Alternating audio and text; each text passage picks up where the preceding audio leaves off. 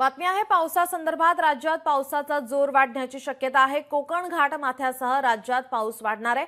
पुण्याच्या घाटमाथ्यावर आज रेड अलर्ट जारी करण्यात आलाय। तर पुण्यात आज मुसळधार पावसाचा अंदाज आहे। विदर्भात, उत्तर महाराष्ट्र, मराठवाड्यात तुरळक पाऊस होतोय।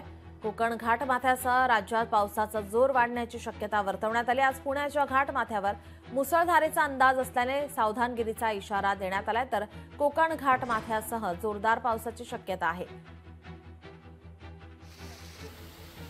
आपले प्रतिनिधी अमोल धर्माधिकारी आपल्यासोबत फोन लाईन वरून जोडलेत। अमोल, आपण पाहतो राज्यात पावसाचा जोर वाढण्याची शक्यता आहे। पुण्यामध्ये मुसळधार पावसाची शक्यता वर्तवण्यात आली आहे।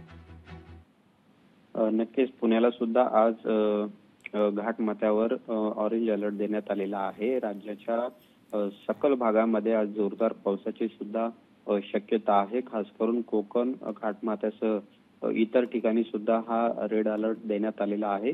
दुसरीकडे आपण पाहतोय की उर्वरित कोकण, विदर्भात आणि उत्तर महाराष्ट्रात आणि मराठवाड्यामध्ये सुद्धा तुरळक ठिकाणी पावसाच्या सरी बरसतील असा इशारा आहे तो हवामान विभागाने दिलेला आहे।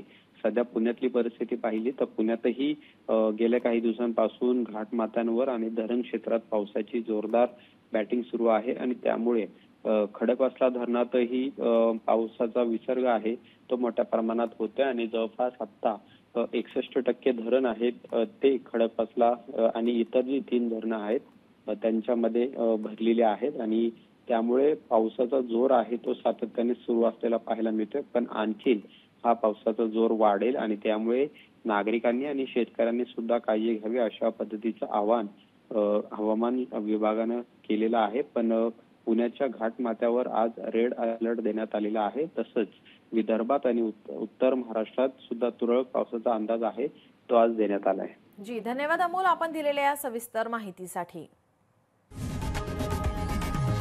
लोकशाही मराठी ऐका, पहा, जागरूक रहा।